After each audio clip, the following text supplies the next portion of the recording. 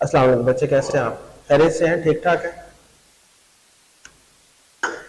क्या सुना हुआ एमएफए के बारे में? क्या हमें मार्केट से सुनने को मिलता है सब्जेक्ट के बारे में? वैसे तो हम जानते हैं कैफ 6 के नाम से जाना जाता है, क्या ख्याल है?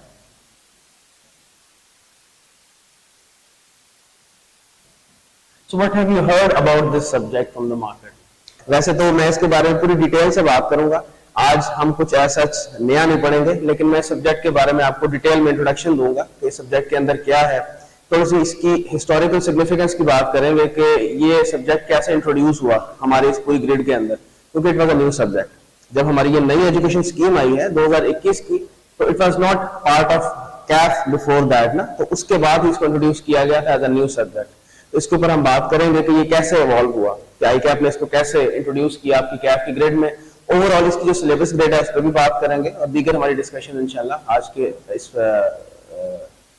फर्स्ट क्लास में होगी। हम अपनी क्लास की अप्रोच पे बात करेंगे कि हम इसको किस तरह से क्लास में लेके चलेंगे, हमारे टेस्ट के मामला क्या होंगे, और हम इंशाल्लाह इसको कब तक वाइंड अप कर रहे होंगे। तो ये सारी डिस्कशन इंशाल्लाह हमारी आज की क्लास में होगी, ठीक है जी। तो चलिए मैं वापस अपने सवाल पे आता हूँ। क्या सुनाना है सब्जेक्ट के बारे में? कॉस्ट की तरह का होता है, और है इसमें बिल्कुल ऐसी एप्लीकेशन है, इसमें कॉस्ट की एप्लीकेशन आपको नजर आएंगी। और क्या सुना है इसके बारे में? कि मैनेजेरियल नोयत का है, क्योंकि इसका नाम भी मैनेजेरियल एंड फाइनेंशियल एनालिसिस है, ऐसे ही है। तो ज़ाहिर है इसमें दो एस्पेक्ट्स आपको नजर आएंगे, एक मैनेजेरियल सेक्शन भी इसमें मौजूद है और एक इसमें फाइनेंशियल सेक्शन भी मौजूद है। चले इसके बारे में थोड़ी सी इंट्रोडक्शन लेते हैं। मैं इसको स्टेप्स में इसके इंट्रोडक्शन के ऊपर बात करता हूँ। सबसे पहले मैं इसके बारे में जो कमेंट पास करता हूं वो ये है कि MFA is considered to be a very important buffer subject between the subjects that you have already studied and the subjects that you will be studying in the future inshallah as part of your CFAP and MSA, ठीक है। तो ये इन दोनों के दरमियान बड़ा important buffer के बहुत इंपॉर्टेंट बफर के तौर पे काम करता है। कुछ बेटा इसके अंदर वो नॉलेज जो कि आप पहले लेके आ चुके हो वो आपकी मदद करेगा इस सब्जेक्ट के कॉन्सेप्ट्स को समझने में, और इस सब्जेक्ट के अंदर आप बहुत से कॉन्सेप्ट्स ऐसे समझ रहे होंगे जो कि इंशाल्लाह आपको लेटर स्टडीज में मदद दे रहा होगा। इंशाल्लाह it will be developing the base for you in those subjects. तो अगर मैं ये एमएफए की बात करूं जो कि हमारा मैनेजेरियल एंड फाइनेंशियल एनालिसिस है, इसको अगर मैं यहां पे सेंटर में प्लेस कर दूं, ये आपके सब्जेक्ट की सिग्निफिकेंस है। आप अपने प्रायर सब्जेक्ट से ये दो जो सब्जेक्ट्स हैं वो पढ़ के आ चुके हैं, पीएलसी लेवल पे इंट्रोडक्शन टू बिजनेस और कैफ लेवल पे कॉस्ट एंड मैनेजमेंट अकाउंटिंग। जो बेटा आप यहाँ पे कॉन्सेप्ट्स पढ़ चुके हो टू सम एक्सटेंट, सारे के सारे नहीं, टू सम एक्सटेंट आपको इनकी डिस्कशन, इसके बिल्डिंग ब्लॉक्स यहाँ पे इस्तेमाल होते हुए नजर आएंगे। इन एडिशन टू दैट बेटा इंशाल्लाह इस सब्जेक्ट में आप जो जो कुछ पढ़ेंगे it will form the foundation stone for you for two subjects at CFAP level. एक दो स्ट्रेटेजी एंड परफॉर्मेंस मेजरमेंट जिसको सीफैप 3 कहा जाता है, ठीक है, और फिर उसके बाद सीफैप 4 that is business finance decisions. और इंपॉर्टेंटली ये दो सब्जेक्ट्स फाउंडेशन स्टोन्स हैं for the last subject of your CA that is managerial professional competence, MPC भी उसको बोलते हैं, and that is second paper of the MSA section, MSA 2 भी उसको बोला जाता है, तो मैं तो इसको सीए का आखिरी पेपर कहता हूं, ठीक है। That's how the subject is connecting all the subjects with in your entire subject portfolio of chartered accountancy.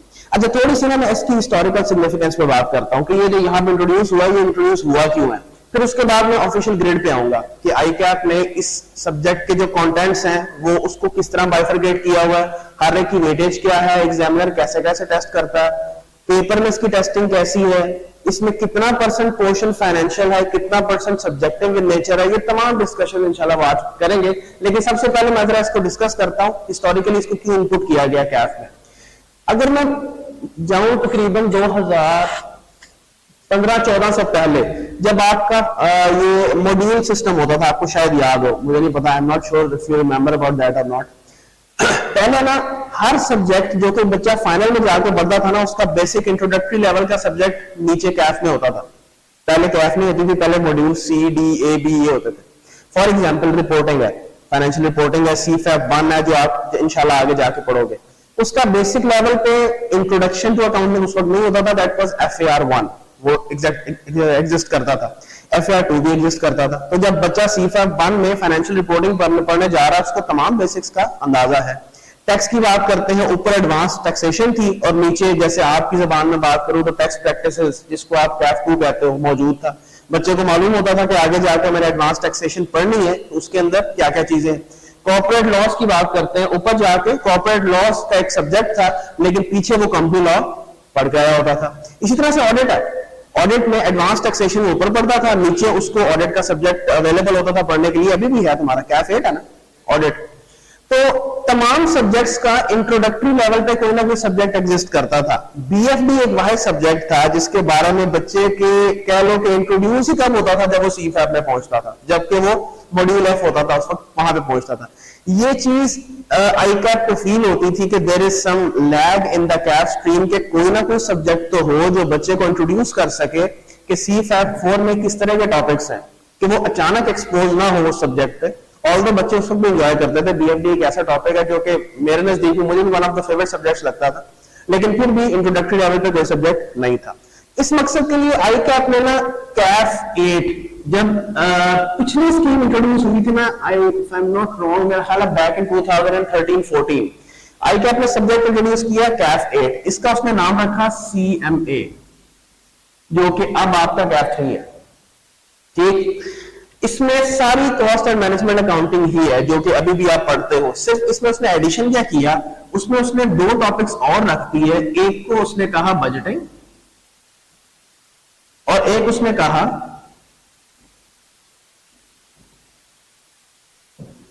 Investment appraisal, और एक और मैं चलिए ऐड कर देता हूं, सोर्सेज ऑफ फाइनेंस।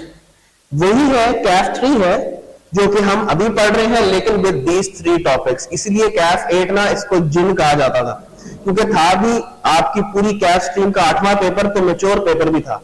ठीक है, बात समझ रहे?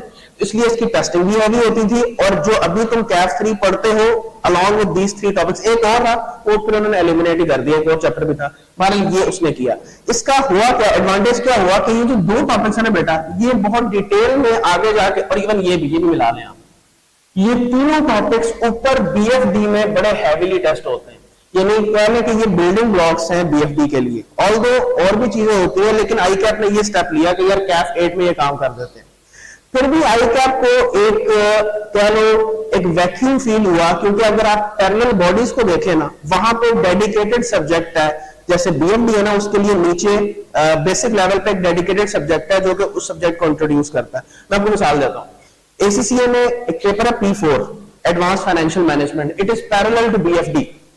ठीक, उसके लिए बेसिक इंट्रोडक्शन पे है F9, financial management. Financial management is a specific subject that caters the needs of BFD at the advance level. फिर ICAP ने सोचा कि यार एक पेपर में स्पेसिफिक डिजाइन करते हैं जो कि BFD की भी काफी हद तक चीजें और SPM की भी काफी हद तक चीजों को एड्रेस कर रहा हो। फिर उन्होंने डिसाइड किया कि यार एक पेपर सेपरेट बनाते हैं, and they came up with MFA। अब देखो वो बना कैसे।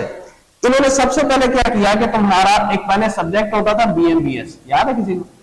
मेरा ख्याल है CAF 4 होता था ये, ऐसे ही CAF 4। उन्होंने क्या किया कि यार ये जो BMBS है ना CAF 4, इसको करते हैं फारग, इसमें से BS का सेक्शन खत्म कर देते हैं और इसको तोड़ देते हैं कुछ सब्जेक्ट्स में, कुछ IT में फेंक देते हैं, कुछ कहीं फेंक देते हैं, कुछ चीजें उन्होंने मेरा ख्याल I2B में भी प्लेस कर दी थी, बिहेवियरल स्टडीज की, if I am not wrong. इन्होंने इसमें से लिया BM का पोर्शन और यहां पर इंट्रोड्यूस कर दिया।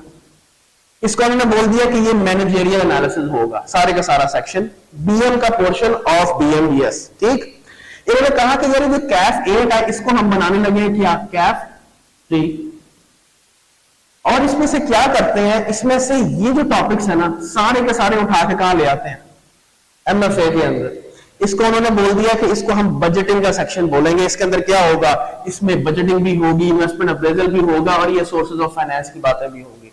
फिर उन्होंने कहा कि यूं करते हैं कि कुछ और टॉपिक्स इंट्रोड्यूस करते हैं जो कि बच्चे ने ऊपर BFD में जाकर पढ़ना है। तो वो अकॉर्डिंगली BFD में से कुछ चीजें लेके आए, जिसमें क्या चीजें शामिल थी सर, रिस्क मैनेजमेंट, अभी हम इसको अलग से डिस्कस करेंगे। रिस्क मैनेजमेंट, इसके अलावा sir working capital management. Interestingly working capital management इन्होंने बीएफडी से एलिमिनेट ही कर दी। That is only present in a single subject of your CA and that is your MFA. उन्होंने बजटिंग यहां से निकाल के यहां प्लेस कर दी और बीएफडी से भी एलिमिनेट कर दी। इंटरेस्टिंगली बजटिंग और वर्किंग कैपिटल मैनेजमेंट दोनों बीएफडी में मौजूद थी। बजटिंग भी बीएफडी से एलिमिनेटेड, वर्किंग कैपिटल मैनेजमेंट भी एलिमिनेटेड। दोनों के दोनों बेटा कहां आ गए? यहां पे आ गए। और एक दो और चैप्टर्स ऐड करके that's how they have developed managerial and financial analysis. इसलिए इसको कहते हैं कि क्यों ये बफर है between the various subjects below and up the stream. ठीक है सर। तो सर 100 नंबर का हुआ, नंबर इसके कोई प्लस माइनस नहीं है, वही मामला है इसके भी जो बाकियों के हैं।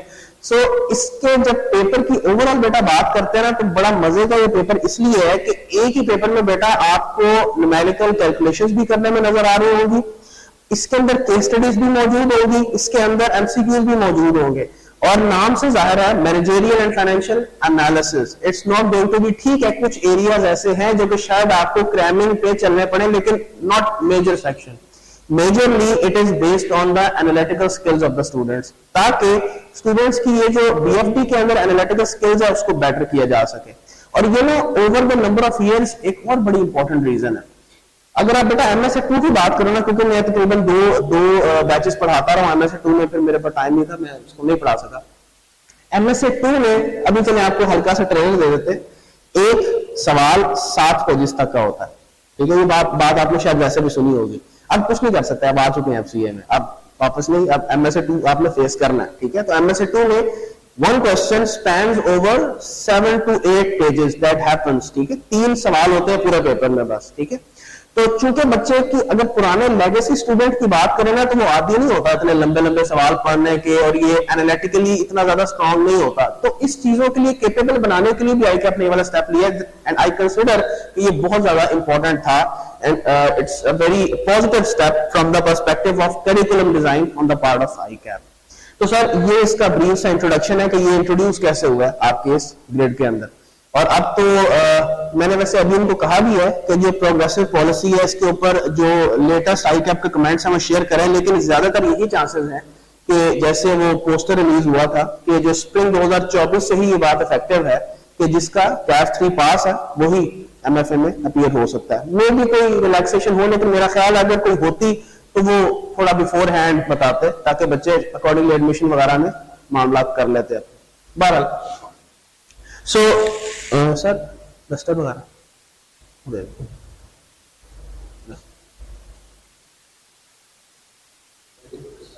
सही है, ओके। चले अब यूं करते हैं, थोड़ा सा इस सिलेबस के कंटेंट्स के ऊपर डिस्कशन कर लेते हैं। इसकी वेटेज जो है वो कैसे बाइफरकेट हुई है, और कौन सा सेक्शन है जो कि आपका मैनेजरियल है, कौन सा वो है जो कि न्यूमेरिकल बेस्ड है, उस पर डिस्कशन करते हैं।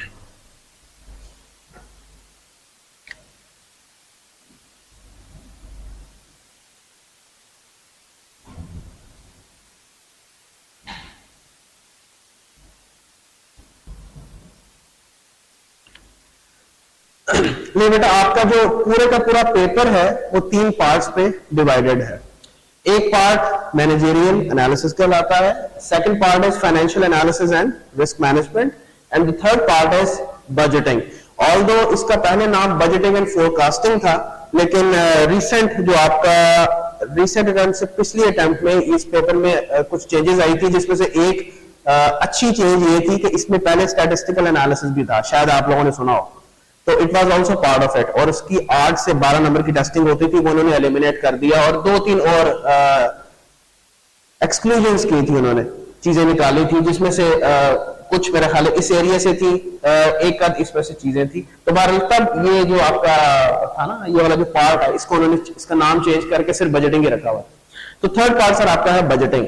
जहां तक इसकी टेस्टिंग का ताल्लुक है सर, 30 to 40 मार्क्स की टेस्टिंग इस पार्ट से होती है as part of your paper. 30 to 40 marks की testing financial analysis and risk में से, और बजटिंग में सर 25 से 35 नंबर की टेस्टिंग होती है। तो सर थोड़ी सी डिस्कशन शुरू करते हैं, मैं वहां से शुरू करता हूं, यहां से। बजटिंग से। अभी चूंकि पहली क्लास है, पढ़ा नहीं रहे कुछ, लेकिन मैं हल्का हल्का थोड़ा थोड़ा जहां हमें फील होता है कि पिछले कॉन्सेप्ट से जुड़ी हुई चीजें जो है वो हम उसको रिलेट कर पाएंगे, तो मैं उस पर हल्की हल्की डिस्कशन कर लेता हूं।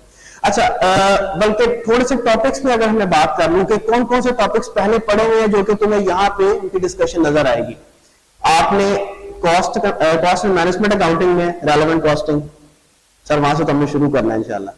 रेलेवेंट कॉस्टिंग पढ़ रखी है, डिसीजन मेकिंग पढ़ रखी है। सर आपको इन्वेस्टमेंट अप्रेजल में उसकी एप्लीकेशन नजर आ रही होगी। अभी हम इंशाल्लाह जब अपना पहला चैप्टर स्टार्ट करेंगे तो I will start from the refresher, quick refresher of relevant costing, क्योंकि जाहिर है वो बच्चे जरा गैप आ जाता है, तो वो बड़ा ज्यादा इंपॉर्टेंट है कि हमें उसकी एप्लीकेशन का अंदाजा हो। तो बेसिक कॉस्टिंग के कॉन्सेप्ट, जिसके अंदर क्या चीजें शामिल है, you should be very much clear about the costs with respect to behavior and with respect to nature, variable cost, fixed cost, उसके behaviors के बारे में हमें बहुत अच्छी तरह से अंदाजा होना चाहिए। इसके अलावा वो जो डायरेक्ट इनडायरेक्ट कॉस्ट है उसके बारे में अंदाजा होना चाहिए। ये कुछ मोटी मोटी चीजें। इसके अलावा बेसिक इनकम स्टेटमेंट्स हैं, उसमें कोई ऐसा समय को मसला इंशाल्लाह आएगा नहीं। मेजर यही चीजें हैं जिसकी एप्लीकेशन हमें नजर आएंगी। May be learning curve, may be एक सवाल में लर्निंग कर्व की एप्लीकेशन, यानी कि वही वाला कॉन्सेप्ट कि अगला जो भी यूनिट बनाएंगे उसमें जो टाइम है वो पिछले से कम लगता है, ये वही वाला कॉन्सेप्ट है, कोई ऐसी नई चीज नहीं है। तो ये कुछ कॉन्सेप्ट्स कैट 3 के यहाँ हमें नजर आएंगे। और I2B में भी आप कुछ कॉन्सेप्ट्स पढ़ के आए हो, like for example professional code of ethics, याद है ना, integrity, professional competence, due care, वो तुमने ऑब्जेक्टिविटी, ठीक है, वो लगा बात है, प्रैक्टिकली हमारा कोई ताल्लुक नहीं है इन चीजों से, पता था बात। और चीजें देखो, तुम सिस्टम्स के बारे में पढ़ के आए हो, ट्रांजैक्शन प्रोसेसिंग सिस्टम है, एंटरप्राइज रिसोर्स प्लानिंग है। ये मैं I2B की बात कर रहा हूँ, जो मैंने आपको बताया था। I2B में आप ये चीजें पढ़ के आते हैं। 4 P's ऑफ मार्केटिंग पढ़ के आए थे, याद है कुछ? 4 P's of marketing, product, price, place, promotion, ये जो 4 P's आप I2B में पढ़ते थे। ये मैं कुछ चीजें आपको रिफ्रेश करवा रहा हूँ जो कि आप वहां पे पढ़ के आए थे, यहाँ पे इनका कहीं ना कहीं जिक्र आ रहा होगा। चले, सबसे पहले आते हैं इन्वेस्टमेंट अप्रेजल पे। इन्वेस्टमेंट अप्रेजल बेटा किस चीज के गिर्द घूमता है? ये कुछ नहीं है मां सिवा लॉन्ग टर्म डिसीजन मेकिंग के। जब मैं अपने बच्चों को कॉस्ट एंड मैनेजमेंट अकाउंटिंग में पढ़ाता हूं, बड़ा क्लियरली पढ़ाता हूं कि बेटा जो रेलेवेंट कॉस्टिंग है इसकी जो एप्लीकेशन है ये 2 जगहों पे है, एक शॉर्ट टर्म डिसीजन मेकिंग और दूसरी लॉन्ग टर्म डिसीजन मेकिंग। बेटा शॉर्ट टर्म डिसीजन मेकिंग आप CMA में पढ़ के आते हो, लॉन्ग टर्म डिसीजन मेकिंग हम यहां पे पढ़ेंगे। है क्या कि बेटा आप जो भी बड़ा बिजनेस या बड़ा प्रोजेक्ट शुरू करने जाने लगे हो तो आप ये जानना चाहोगे कि क्या is it financially feasible to invest in this project और नॉट, क्या मैं अपने इस प्रोजेक्ट या बिजनेस को शुरू करूं या ना करूं। फॉर एग्जांपल एक बंदा है जो कि पिज्जा आउटलेट खोलना चाहता है, वो क्या इस चीज को जानना पसंद नहीं करेगा कि आज अगर मैं इसमें इतनी कैपिटल इन्वेस्टमेंट करूं तो ये फ्यूचर में कितने नेट इकोनॉमिक बेनिफिट्स मुझे जनरेट करके देगा। तो यहाँ पे हम डिफरेंट टूल्स को देखेंगे जो कि हमें मदद देंगे in order to appraise what, appraise क्या होता है? Evaluate. Appraise is what? To evaluate. तो यहाँ पे डिफरेंट टूल्स पढ़ेंगे जो कि हमें मदद देंगे इन ऑर्डर टू अप्रेज या इवैल्यूएट द डिफरेंट इन्वेस्टमेंट्स, कि क्या हमें ये कैपिटल इन्वेस्टमेंट्स करनी चाहिए या नहीं करनी चाहिए। In the end it's decision making, decision ले रहे हैं ना, वो टूल्स हमें गाइड करेंगे कि क्या इसमें इन्वेस्ट करें या ना करें। So we will be taking this decision by the end of our chapter. इसके अलावा सर बजटिंग, बजटिंग आपके लिए ये मैं चले वहां पे जब जाऊंगा वहां पे डिटेल में आपसे गुफ्तगू होगी। बजटिंग तो कुछ नहीं है मासवा sync of all the concepts. आपको सर इनकम स्टेटमेंट आती है बनानी? सर बिल्कुल आती है। तो फिर बजटिंग इनकम स्टेटमेंट बनाने में हमें क्या मसला है? क्या हमें कैश फ्लो स्टेटमेंट आती है? भी सर आती है। तो फिर कैश बजट बनाने में हमें क्या मसला है? क्या हमें बैलेंस शीट आती है? तो सर फिर प्रोजेक्टेड या बजटेड बैलेंस शीट में हमें क्या मसला आएगा? कोई मसला नहीं आएगा। इसमें सर हम ये चीजें सीख रहे होंगे। और sir working capital management, working capital के बारे में हल्का हल्का तो तुम्हें पता ही होगा, कुछ चीजें फॉर्मूला तो याद होगा, current assets minus current liabilities. वो फाइनेंस, वो कैपिटल जो कि आपको चाहिए in order to run your day to day operations. आपके डे टू डे ऑपरेशंस बेटा परसिस्टेंटली चलते जाएं, उसमें कहीं रुकावट ना आए। जहां जहां भी हमें अपना जो ऑपरेशन साइकिल चलाना है, ऑपरेशन साइकिल क्या होता है एक बिजनेस का, कि भाई रॉ मटेरियल्स खरीदा, उसको फिनिश गुड्स में कन्वर्ट किया, बेचा और उससे पैसे कमाए, यही होता है ना ऑपरेशन साइकिल। तो बेटा ये जो आपका ऑपरेटिंग साइकिल है ये चलता जाए, आपको फाइनेंस की कमी किसी पॉइंट पे ना आए, इस चीज की डिस्कशन बेटा हम कहां कर रहे होंगे? वर्किंग कैपिटल मैनेजमेंट के अंदर। इंटरेस्टिंगली आप इंशाल्लाह जब आगे जाओगे ऑर्गेनाइजेशंस में एज एम्प्लॉइज और व्हाटएवर, तो वहां पे आपको अंदाजा होगा कि फाइनेंस मैनेजर जो होता है, one of the very core tasks of the finance manager is that कि सर वर्किंग कैपिटल मैनेज करके रखना है। ये ना हो कि आपने सर काफी सारा माल बेचा हो और सर जिनसे आपने माल खरीदा हुआ है उनको पेमेंट करने का टाइम आया हुआ है और आपने अपना पैसा सारा कस्टमर्स में फंसाया हुआ है, क्रेडिट पे माल बेच दिया, क्रेडिट पे माल बेचा हुआ है, अब जाहिर है अपने जो सप्लायर्स हैं उनको पेमेंट सर कहां से करेंगे, खुद सोचें। यही तो कहते हैं, इसी को तो वर्किंग कैपिटल की मैनेजमेंट कहते हैं कि बेटा आपके पास कैश अवेलेबल हो ताकि आगे जो सप्लायर्स हैं उनको पे करें और फर्दर जो आपने उनसे परचेजेस करनी है वो आप इंटैक्ट रखें। तो ये बाहर सारी चीजें हम इंशाल्लाह यहाँ पे डिस्कस कर रहे होंगे। अच्छा, जरा यहाँ पे आते हैं, इसके अंदर क्या है sir, sources of finance and cost of capital. मैं ऊपर बीएफडी में भी इसको ऐसे पढ़ाता हूँ, यहाँ पे भी सर ये बहुत आपस में इंटरलिंक्ड टॉपिक्स हैं और मैं इंशाल्लाह इसी तरतीब से पढ़ाऊंगा, यानी investment appraisal, sources of finance and cost of capital. Sir कैसे लिंक्ड है ये, जो मैं इन्वेस्टमेंट है जिसको मैं अप्रेज या इवेल्युएट करने जा रहा हूं, क्या इसमें इन्वेस्ट करने के लिए कहीं से पैसा उठाऊंगा? बिल्कुल। मैंने यहां पे भी क्या बात की कि मैं इवेल्युएट करने की कोशिश करूंगा अपनी इन्वेस्टमेंट को कि क्या मैं इसमें इन्वेस्टमेंट करूं, क्या फाइनेंशियली फिजिबल है इन्वेस्ट करना या नहीं है। तो सर इसके अंदर इन्वेस्ट करने के लिए क्या मुझे कहीं से पैसा अरेंज करना पड़ेगा? यस, सोर्सेज ऑफ फाइनेंस हम सर यहाँ पे इसको डिटेल में डिस्कस कर रहे होंगे और इंपॉर्टेंटली तुमने आईटीबी में पढ़ा हुआ है sources of capital, sources of finance. दो तरह के सोर्सेज ऑफ फाइनेंस होते हैं, डेट, इक्विटी। फिर डेट में आगे बेशुमार टाइप्स हैं, बैंक से लोन ले सकते हो, फाइनेंशियल इंस्ट्रूमेंट्स इशू कर सकते हो जैसे बॉन्ड्स हैं, डिबेंचर्स हैं, याद है ना। इसी तरह से इक्विटी, ओनर्स अपना कैपिटल इंजेक्ट कर सकते हैं जिसकी फर्दर दो टाइप्स हैं, ऑर्डिनरी इक्विटी, प्रेफर्ड स्टॉक, याद है, ये वही सारी चीजें। तो बेटा कहीं ना कहीं से तो पैसा उठा के इन्वेस्ट करोगे ना, so you should first of all know कि व्हाट आर दो सोर्सेज ऑफ फाइनेंस। और जाहिर है बेटा वो मुफ्त का पैसा तो होगा नहीं, उसकी कोई कॉस्ट होगी। क्या ख्याल है, ये जो पैसा उठाते हो कहीं से आगे इन्वेस्ट करने के लिए अपने बिजनेस में, क्या ख्याल है हर सोर्स ऑफ फाइनेंस की कॉस्ट नहीं होती? डेट की क्या होती है? इंटरेस्ट। इक्विटी की क्या होती है? इक्विटी की कॉस्ट डिविडेंड्स। सर जो आपने कर्ज लिया बैंक से, बैंक उसके ऊपर अपना रिटर्न मांगता है, वो क्या होता है? इंटरेस्ट।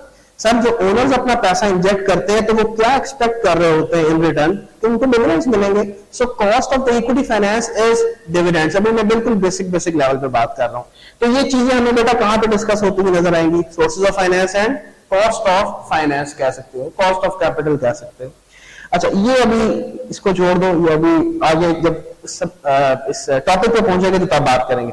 फाइनेंशियल रिस्क मैनेजमेंट, ये आपका interestingly for the first time in the history MFA में इंट्रोड्यूस किया गया, वरना ये सिर्फ बीएफडी में पढ़ाया जाता था। अब बीएफडी में जब बच्चा जाएगा उसके पास बहुत बड़ा एडवांटेज है कि उसने फाइनेंशियल रिस्क मैनेजमेंट का एक अच्छा पोर्शन यहां पढ़ लिया होगा, वरना बच्चा सीधा ऊपर बीएफडी में जाकर पढ़ता था। तो सर इसके अंदर दो एरियाज हैं, एक है करेंसी रेट रिस्क मैनेजमेंट और एक है इंटरेस्ट रेट रिस्क मैनेजमेंट। बड़ा इंटरेस्टिंग एरिया, मैं दोनों को इंटरेस्टिंग एरियाज कहता हूं। सिर्फ इसका कॉन्सेप्ट समझने के लिए इतनी डिस्कशन करते हैं। देखो तुम जानते हो कि बहुत सी कंपनीज फॉरेन ट्रांजैक्शंस करती हैं, इंपोर्ट और एक्सपोर्ट की ट्रांजैक्शंस में इन्वॉल्व होती हैं। जब एक कंपनी ने इंपोर्ट की तो उसकी बैलेंस शीट में क्या राइज होगा? Foreign currency payable. एग्री करते हैं? जब एक कंपनी ने इंपोर्ट की तो जाहिर है इंपोर्ट ज्यादातर केसेस में फॉरेन करेंसी में ही डिनोमिनेटेड होती है। आपने फॉर एग्जांपल जर्मनी से कुछ इंपोर्ट किया तो जाहिर है उनको पेमेंट आमतौर पे यूरोज वगैरह में होती है। आप अमेरिका से करते हो तो उनको डॉलर्स में हो रही होती है। इवन आप गल्फ कंट्री से कुछ इंपोर्ट या एक्सपोर्ट करते हो तो वो नहीं चाहते कि रुपए में पेमेंट हो या रुपए में रिसीट हो, आमतौर पर फॉरेन करेंसी में ही कोई ना कोई डिनोमिनेशंस आपको नजर आ रही होती है। तो फिर अपने पॉइंट पे वापस आता हूं, अगर आपने बेटा कुछ इंपोर्ट की तो इंपोर्ट के नतीजे में जाहिर परचेज है, पेएबल तो क्रिएट होगा, लेकिन किस करेंसी में? फॉरेन करेंसी पेएबल क्रिएट हो जाएगा। अब ये तो आज की डेट पे फॉरेन करेंसी पेएबल अराइज हो गया। आज फॉर एग्जांपल डॉलर्स में था, ठीक है, आज डॉलर्स का रेट कुछ और है। जब पे करने में 2 महीने के बाद सर डॉलर का रेट कुछ और हुआ है, क्या इस वजह से मैं एक फॉरेन करेंसी रिस्क को एक्सपोज नहीं हो गया? फॉर एग्जांपल आज डॉलर का रेट है, क्या चल रहा है आजकल? खैर से 300, चलो एज्यूम करते हैं आसानी के लिए 300, आज 300 है, खुदा न खास्ता, और फॉर एग्जांपल इंपोर्ट थी $1000 की, ठीक है, तो 300 ज़रब 1000 कितने रुपए पड़ते हैं? 3 लाख रुपए। डन। 2 महीने बाद एज्यूम करें खुदा न खास्ता डॉलर का रेट जो है वो 320 हुआ है, तो मुझे बताएं हर डॉलर के बदले आपको 20 रुपए ज्यादा नहीं पे करने पड़ेंगे? क्या ये एक रिस्क नहीं है इन दो डेट्स के दरमियान कि there is a risk of change of the exchange rate between two dates? कौन सी डेट्स? आज की date and the date on which you will be making the payment of the imports. तो ये जो risk of the change of exchange rates है between the two dates, इससे अपने आप को बचाने के लिए जो टूल्स हैं वो बेटा हम यहां पे पढ़ रहे होंगे, उनको बोलते हैं करेंसी रिस्क मैनेजमेंट टूल्स। कुछ के बारे में शायद तुमने कहीं सुना हो, फॉरवर्ड्स, फ्यूचर्स, ऑप्शंस। नहीं सुना? कोई टेंशन नहीं है, यहां पे डिटेल से पढ़ेंगे। यही तो वो टूल्स है जो कि आपको मदद करते हैं to protect yourself from the currency rate fluctuation between these two dates. इसी तरह से बहुत सी कंपनीज को इस चीज का अंदाजा होता है कि भाई फॉर एग्जाम्पल आज से 3 माह बाद मुझे कुछ शॉर्ट टर्म फंड्स की जरूरत होगी। मुझे फॉर एग्जाम्पल आज से 2 माह बाद 3 माह के लिए बोरोइंग करनी है। ये किस मकसद के लिए? फॉर एग्जाम्पल अपनी वर्किंग कैपिटल को मैनेज रखने के लिए। ये देखो कितना लिंक हो रहा है आपस में। तो मैं फिर रिपीट करता हूं, आज से 2 माह बाद 3 माह के लिए फॉर एग्जाम्पल बोरोइंग करनी है। आज बोरोइंग रेट है फॉर एग्जाम्पल 10%। आपको ये डर है कि 2 माह बाद जब बोरोइंग करने जाऊंगा तो बोरोइंग रेट 13% हो जाएगा और फॉर एग्जाम्पल हो भी जाता है। तो क्या मुझे बताएं ये एक रिस्क नहीं है कि there is the risk of the change of interest rates between today's date and on the date when you will be actually borrowing those funds? तो सर इस रिस्क से अपने आप को बचाने के लिए जिन टूल्स को पढ़ेंगे बेटा यहां पे होंगे, interest rate risk management tools. तो ये है सारे का सारा किसके गिर्द घूम रहा है? Financial risk management. अभी पढ़ना, अभी तो सिर्फ आपको ट्रेलर्स दे रहे हैं डिफरेंट एरियाज के, डिफरेंट टॉपिक्स के। तो सर इस तरह से हमारा ये जो पार्ट बी है ये कंप्लीट हो जाता है। सर अब यहां पे आ जाते हैं, ये सारे का सारा सब्जेक्टिव है। सारी की सारी जो मैनेजरियल स्टडीज है वो जो मैं तुम्हें बता रहा था, बीएम बीएस का बीएम का पोर्शन है सर, ये सारे का सारा बीएम है। कोई इसके अंदर तुम्हें फिगर नहीं नजर आएंगी, कोई इसके अंदर तुम्हें नंबर नहीं नजर आएंगे। एक वक्त आएगा फिर आप उदास हो जाएंगे नंबर से, आप कहेंगे खुदा का वास्ता है कोई न्यूमेरिकल टॉपिक पढ़ा दें, हम तंग आ गए हैं पढ़ के। तो इसलिए मैं आपको पहले बता रहा था ये बड़ा एक मिक्स है डिफरेंट किस्म के टॉपिक्स। ये सारे का सारा सब्जेक्टिव है। देखो क्या क्या चीजें होंगी इसके अंदर, मेरा ख्याल है कुछ चीजें तुमने इसमें से पढ़ रखी होंगी, कुछ ज्यादातर होंगी जो कि तुम्हारे लिए नहीं होंगी।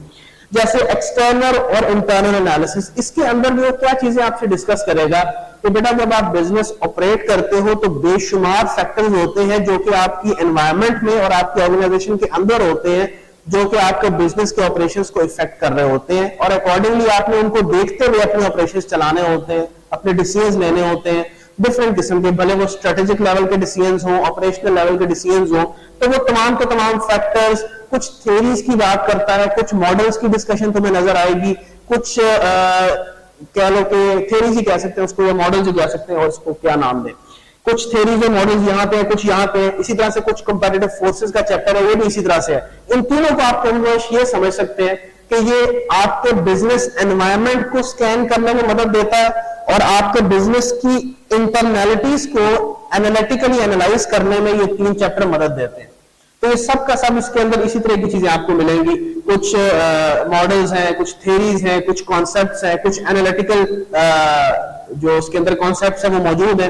जैसे मैं आपको हल्का सा एक टच दे देता हूं, टेस्ट एनालिसिस, शायद आपने कहीं पहले सुना हो, शायद। मैं चले इसकी एब्रिविएशन आपको बता देता हूं, पॉलिटिकल यहां लिख देते हैं, बल्कि इसको मैं पूरा लिखता हूं, PESTLE. It stands for political, economical, social, technological,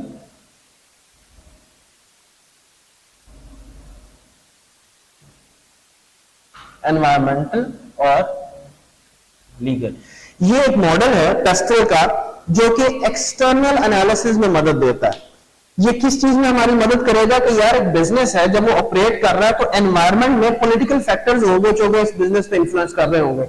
अभी तो मेरा ख्याल है ये एक ऐसी सिचुएशन में हम पाकिस्तान में खड़े हैं कि आपको खुद एहसास हो जाना चाहिए कि पॉलिटिकल इन्फ्लुएंस कितना बिजनेसेस पे इफेक्ट करता है। पॉलिटिकल पार्टी चेंज होने से बिजनेसेस पे कितना इफेक्ट आता है। तो कितनी जगहों पे तुम्हारे डिस्कशन हो रही होती है घरों में, वो पॉलिटिकल पार्टी आएगी तो ये रोड बनेगी, ये तो हमारे घरों की बातें हैं। सो political parties and political influence has a lot of impact on the decisions that the companies make. Likewise आपकी साथ इकोनॉमिकल सूरत हाल कैसी है, आपकी मुआशी सूरत हाल मुल्क की कैसी है, वो इफेक्ट डालती है किसके ऊपर, बिजनेसेस के ऊपर। अभी हम जाके इंशाल्लाह डिटेल में पढ़ेंगे ये इकोनॉमिकल फैक्टर्स कौन से होते हैं, काफी तुम्हें अभी पता होंगे। इन्फ्लेशन रेट, सर ये इकोनॉमिकल फैक्टर है। इन्फ्लेशन का कितना अमल दखल है बिजनेसेस में, सर इस वक्त से ज्यादा आप यानी कि इन स्टडीज के लिए ये वक्त बहुत अच्छा है, क्योंकि आपको खुद अपनी आंखों से नजर आ रहा है कि ये जो इकोनॉमिकल फैक्टर्स हैं उसका हमारे रोजमर्रा की जिंदगी और बिजनेसेस पे कितना असर है। Inflation rate, sir exchange rate, it's part of your economical factor. Sir trade deficit, it's part of your, बहुत से और भी चीजें पढ़ेंगे हम, उसमें से कुछ चीजें तुमने कहीं इकोनॉमिक्स में भी पढ़ रखी होंगी। इसी तरह से सोशल फैक्टर्स, ये जहां पे मैं ये बिजनेस कर रहा हूं इधर के लोगों का लाइफस्टाइल कैसा है, यहाँ पे जेंडर डिस्ट्रीब्यूशन क्या है। खुद सोचे कि फॉर एग्जांपल एक कंपनी है जो कि मेल बेस्ड प्रोडक्ट्स बेचना चाहती है, क्या वो जाना नहीं चाहेगी यहाँ पे मेल की प्रोपोर्शन पॉपुलेशन में कितनी है, बात समझ आती। फॉर एग्जांपल एक कंपनी है जो कि फास्ट फूड इंट्रोड्यूस करना चाह रही है, फास्ट फूड चेन इंट्रोड्यूस करना चाह रही है, बर्गर, पिज्जे, शावरमा वगैरह। अब वो जाना नहीं चाहेगी कि यहाँ के लोगों का लाइफस्टाइल कैसा है। अब जैसे चाइना है, चाइनीज जो है वो काफी ज्यादा इससे दूर रहते हैं, आपने कहीं इनकी कहानियां भी सुनी होगी, वो फास्ट फूड पे इतना रिलायंट नहीं है। ये एशिया में बहुत ज्यादा है ये वाला काम, यूरोप में भी है, अमेरिका वगैरह में ज्यादा। तो ये क्या है, social factors. Don't you think they will influence the business in taking the different decisions? Yes, that they will influence. इसी तरह से लीगल फैक्टर्स, सर एक मुल्क में लॉ एंड ऑर्डर की सिचुएशन कैसी है, आसानी के लिए बात कर लेता हूँ। लॉज कितने स्ट्रॉन्ग है, क्या वो बिजनेसेस पे इफेक्ट नहीं करेंगे? बिल्कुल। ऐसा एनवायरमेंट जहां पर लॉज इतने वीक है, बिजनेसेस कहेंगे चलो खैर है कोई नहीं, देखी जाएगी, किसी ने कौन सा पकड़ लेना आते। लेकिन जहां पे लॉ स्ट्रॉन्ग है, पीछे जरा जाते हैं, जब यही लोग दुबई में जाते हैं, यूके में जाते हैं, तीर की तरह सीधे हो जाते हैं। क्यों? लॉ स्ट्रॉन्ग है। So the way businesses operate, it gets affected a lot by the legal influence in your legal factors in your environment. इसी तरह से एनवायरमेंटल है, टेक्नोलॉजिकल है। ये मैंने सिर्फ एक आपको एग्जांपल दी है कि एक एनालिसिस है जो कि आपको मदद देता है किस मकसद के लिए, एक्सटर्नल एनवायरमेंट की स्कैनिंग के लिए मदद देता है। ये खैर से आपका एक्सटर्नल एनालिसिस के अंदर मौजूद है, ठीक है। और भी तुम्हें नजर आएंगे, अभी थोड़ा सा प्री मेच्योर है डिस्कस करना। और सर एथिकल डिसीजन मेकिंग, इसके अंदर कुछ एप्लीकेशन आपको नजर आ जाएगी कोड ऑफ एथिक्स की, लेकिन इसके अंदर बस दो मॉडल्स हैं, एक को ट्रिपल ए मॉडल बोलते हैं और एक टकर मॉडल है। ये अभी आपको समझने की जरूरत नहीं है, ये इंशाल्लाह जब हम वहां पे चलेंगे तो तब इसको डिस्कस कर लेंगे, अभी हमें जरूरत नहीं है डिस्कस करने की। ये थोड़ा सा प्री मेच्योर स्टेप होगा कि अगर मैं इसको यहाँ पे डिस्कस करूं। तो बेटा ये आपकी ओवरऑल बाइफर्केशन है। अगर मैं सिर्फ ये बात कर लूं कि किस में से किस तरह की टेस्टिंग होती है, बेटा इसमें से सिर्फ सब्जेक्टिव टेस्टिंग है या एमसीक्यूज। यस, अभी मैंने ये पेपर के लिए भी एक स्ट्रक्चर से ड्रॉ किया है, मैं इस पर भी आता हूं। Subjective in terms of case studies, in terms of maybe some analytical questions, और एमसीक्यूज यहां से टेस्टिंग होती है। अच्छा, इस पे आते हैं सर। इसमें से न्यूमेरिकल टेस्टिंग होती है कॉस्ट ऑफ कैपिटल के अंदर, और इसके अंदर सब्जेक्टिव और एमसीक्यूज तीनों टेस्ट हो सकते हैं। ये एक बड़ा डायनामिक किस्म का आपका पार्ट है, तीनों एरियाज में इसको टेस्ट किया जा सकता है। ये एमसीक्यूज में भी सर टेस्ट होता है, ये सब्जेक्टिव अंदाज में भी टेस्ट हो सकता है, और ये न्यूमेरिकली भी टेस्ट हो सकता है। इसके अंदर वो कंटेंट मौजूद है। और ये चीजें में रखिएगा, मैं जो भी चैप्टर आपको शुरू करवाऊंगा तो मैंने शुरू में ही एक ग्रिड बनाई हुई है, और उसमें मैंने बताया हुआ है कि पास्ट में इसमें से एमसीक्यूज कितना टेस्ट हुआ, सब्जेक्टिव कितना टेस्ट हुआ। ये भी आपको अंदाजा देगा कि यार इसमें से किस तरह के टेस्टिंग की पॉसिबिलिटी है। मैं भी आपको शुरू में गाइड किया करूंगा कि इस चैप्टर को इस पर्सपेक्टिव से जरूर देखिएगा कि ये एमसीक्यूज के हिसाब से टेस्ट हो सकता है, सब्जेक्टिव के हिसाब से हो सकता है, न्यूमेरिकल। सर ये प्राइमरीली सारा न्यूमेरिकल बेस्ड सेक्शन है, और आपका जो सेक्शन बी है पेपर में, यहां पे भी दो सेक्शंस में आपका पेपर बटा हुआ है जैसे कॉस्ट में था। ऐसे इसके अलावा है कोई जो कि सेक्शन ए और बी में डिस्ट्रीब्यूट होता है? सारे मुझे किसी ने बताया था कि सीमा बीमा शायद नहीं है, पता नहीं कोई ऐसा कोई था, कोई पेपर है तुम्हारा कैफ का जो कि इस तरह से नहीं डिवाइड होता सेक्शन ए और बी में? सारे बी कोई है, किसी ने बताया था मुझे, मैंने कहा शायद उससे पहले मुझे भी यही इंप्रेशन था कि सारे पेपर सेक्शन ए और बी में होंगे। बहरहाल चलो यहां पे भी ऐसे ही है, सेक्शन ए और बी। और सर ये सेक्शन बी सारे का सारा कौन सा है? पार्ट सी, सारा न्यूमेरिकल, ठीक है। तो ये आपके साथ बाइफर्केशन है। हिस्टोरिकली अगर मैं देखूं एग्जामिनर बेटा इससे मुझे बाहर जाता हुआ नजर नहीं आया कभी भी। वैसे तो इसकी कितनी अटेम्प्ट्स हुई हैं अभी, 3-4 हुई, 4 अटेम्प्ट्स अभी हुई हैं, गुजरी हैं, इसी के अंदर वो रहता है। हाँ ये हो सकता है कि जैसे बजटिंग है तो उसमें से उसने 30 टेस्ट कर लिए, इसी ग्रेड में फॉल किया, इसमें उसने 40 टेस्ट कर लिए, 30-40, और यहाँ पे भी 30 टेस्ट कर लिए, यानी कि वो अपर लोअर रेंज के आसपास ही कहीं होता है। इवन इससे बियॉन्ड जाने का भी मार्जिन है, बहुत ज्यादा नहीं जा सकता। लाइक फॉर एग्जांपल इसका उसने दिल किया तो 42 मार्क्स का टेस्ट कर दिया, लेकिन वो बहुत बाहर नहीं जाता। लेकिन अभी तक कहीं डेविएंस आइडेंटिफाई नहीं है, इसके अंदर ही रहता है। ठीक है जी। तो अगर हम देखें तो स्टार्ट हमने सर यहां से करना है, इन्वेस्टमेंट अप्रेजल और ये दो एरियाज, और ये आपका की है, इसमें से सर टेस्टिंग होनी ही होनी है, इसमें कोई दो राय नहीं है। हिस्टोरिकली बात करें, इन्वेस्टमेंट अप्रेजल हर दफा टेस्ट होता है सर, कॉस्ट ऑफ कैपिटल हर दफा टेस्ट होता है, हर दफा, कोई गुंजाइश नहीं इसमें सर। अभी तक स्विच एंड प्ले है, यानी कि अगर मैं हिस्टोरिकली चलूं, सबसे पहले उसने वर्किंग कैपिटल मैनेजमेंट टेस्ट किया सबसे पहली अटेम्प्ट में, अगले में उसने ये रीटेस्ट किया, बजटिंग टेस्ट की, फिर अगली दफा उसने वर्किंग कैपिटल टेस्ट किया, ये नहीं टेस्ट किया, फिर रिसेंट में उसने बजटिंग टेस्ट किया, ये नहीं टेस्ट किया। अभी तक ये ट्रेंड देखने में नजर आ रहा है कि स्विच कर रहा है, मुसलसल स्विच कर रहा है। हमें नहीं पता कि किस अटेम्प्ट में इसमें देखो 35 मार्क्स तक जाने के चांसेस हैं। कभी उसका दिल करे तो वो ऐसा भी कर सकता है कि सर ये 12 मार्क्स का बना दिया, ये 11 मार्क्स का बना दिया, और ये भी 11 मार्क्स पूरे कर लेगा यहां से। सो मैं कभी भी नहीं कहता कि किसी एरिया में आप किसी किस्म का रिस्क लें। और इस सब्जेक्ट के बारे में बेटा बहुत इंपॉर्टेंट बात जो कि मैंने थ्रू आउट करनी है, बेटा कुछ छोड़ के नहीं जाना। ये सब्जेक्ट अभी मैच्योर नहीं हुआ, ये नया सब्जेक्ट है, अभी सिर्फ 4 दफा टेस्ट हुआ है। बहुत से टॉपिक्स हैं जो कि अभी तक टेस्ट हो सकते हैं, और अभी तक की 4 अटेम्प्ट्स गुजरी है, यकीन माने इंतहाई मॉडरेट डिफिकल्टी का पेपर था। ये बिल्कुल रिसेंट पेपर था, मैंने उसका डिटेल्ड एनालिसिस किया हुआ है बेटा। 76% उसमें से इजी मार्क्स स्कोरिंग थे। मेरे नजदीक, मेरी डेफिनेशन में इजी मार्क्स स्कोरिंग कौन से एरियाज होते हैं जो करते हुए बच्चे की ब्रेक नहीं लगती कि यार ये क्या आ गया। होते हैं ना बाज़ सवाल खबीर से आ जाते हैं कि यार ये क्या मनूसा सवाल है, मैंने तो कभी देखा ही नहीं है इसको। लेकिन 76 मार्क्स ऐसे हैं कि जिसमें यकीन माने बच्चा फ्लुएंटली अपना पेन चला सकता है विदाउट एनी ब्रेक। तो आप खुद सोचें, अब देखो बाकी तो फिर इतना तो चैलेंज बनता ही है। अब सीए का सर पेपर है तो उसमें इतने भी चैलेंजेस ना आए तो फिर तो मेरा ख्याल आती है, फिर तो आप उसको सीए का पेपर नहीं कहेंगे। लेकिन फिर भी मैं कहता हूं सिर्फ 24 मार्क्स ऐसे हो जो कि बच्चों के लिए चैलेंज क्रिएट करें। सीए के लेवल पर सर एक मॉडरेट लेवल पेपर है, और ये कमोबेश यही डिफिकल्टी है पहले चारों में। उसकी रीजन क्या है, अभी नया सब्जेक्ट है, जो भी चीज टेस्ट होनी है अभी वो इतनी हाई डिफिकल्टी पे नहीं जा रहा। हाँ ये आप जरूर कर सकता है कि जैसे अब ये 5वीं अटेम्प्ट इंशाल्लाह तुम्हारी बनेगी, तो इसमें कुछ टॉपिक्स जो वो पहले डिस्कस कर चुका है, अब अगर जब वो दोबारा उसको टेस्ट करना चाहे तो कुछ उसमें कॉम्प्लेक्सिटी ऐड कर दे। लेकिन अभी बहुत से बेटा भी टॉपिक्स हैं जो टेस्ट नहीं हुए, तो बेटा छोड़ के कुछ नहीं जाना। इतना लेंथी ये पेपर नहीं है, जैसे कॉस्ट है वो तो शैतान की आंख खत्म ही नहीं होती कभी, लेकिन एमएफए वैसा नहीं है, उस तरह का नहीं है। इसमें एनालिटिकल चीजें ज्यादा है और चेंज है, इसको आप 100% कॉस्ट कंसिडर ना करें। कॉस्ट की जहां एप्लीकेशन है वो मैं आपको खुल के बता देता हूं बेटा, यहां पे एप्लीकेशन है, यहां पे है,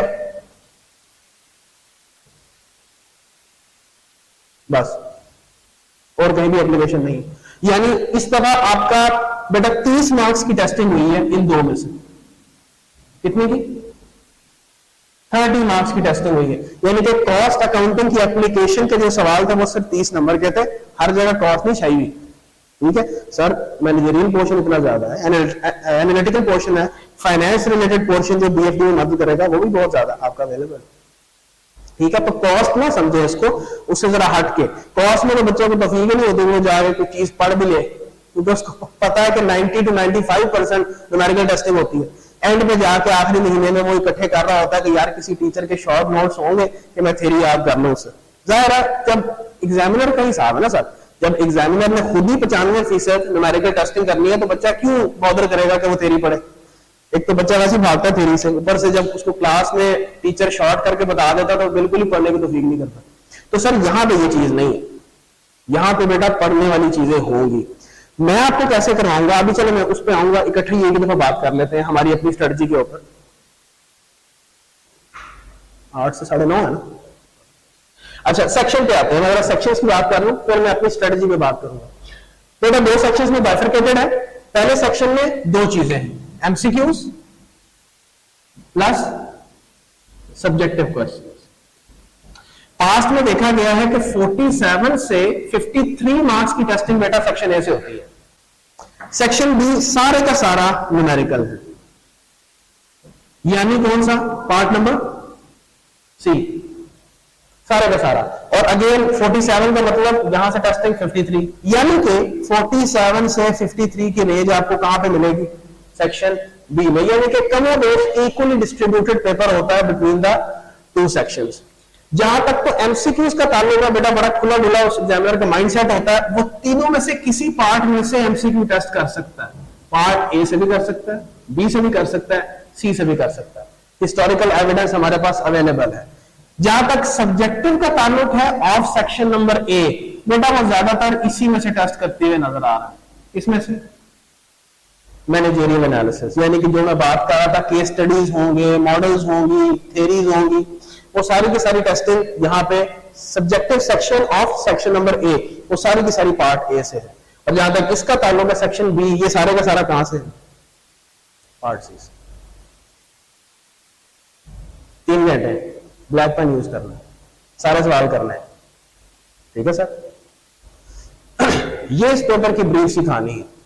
पेपर से रिलेटेड कोई सवाल है तो बताएं। मैंने अभी सिर्फ इस पेपर की ग्रेड पे बात की है, मैंने इसकी हिस्टोरिकल सिग्निफिकेंस पे बात की है, और मैंने आपसे सिर्फ ये बात की है कि पहले कौन से सब्जेक्ट्स आप पढ़ के आए हो जो कि आपको यहां पे मदद देंगे, और ऊपर कौन से सब्जेक्ट्स होंगे जिसमें ये इनपुट प्रोवाइड कर रहा होगा। इससे अभी तक कोई सवाल आपके जहन में हो? अभी मैंने अपनी स्ट्रेटेजी, ये सारी चीजों पे डिस्कशन अभी करनी।